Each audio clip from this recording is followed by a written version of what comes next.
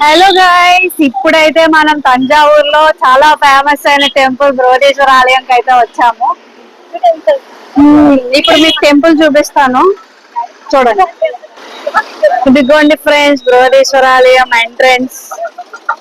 ఇప్పుడు మనం ఉన్నాం తంజావూరులో ద ఫేమస్ టెంపుల్ అయిన బృహదీశ్వర ఆలయము. ఒకసారి టెంపుల్ ఆర్కిటెక్చర్ చూద్దాం. ఇంత దూరం నుంచి అంత క్లియర్ గా ఎంత నీట్ గా ఉందో.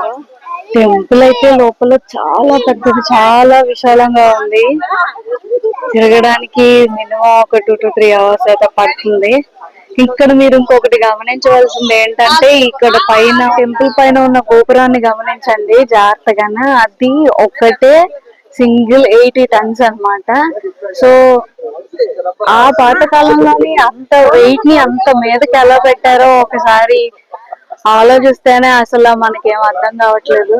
మన పూర్వీకులు చాలా గ్రేట్ కదా, అంత మీదకి అంత ఇప్పుడున్న టెక్నాలజీతోనే అది ఎలా పైకి పెట్టారో తెలియదు. అప్పుడున్న టెక్నాలజీలో అంత పైకి ఎలా పెట్టారో ఒకసారి మీరే ఊహించండి.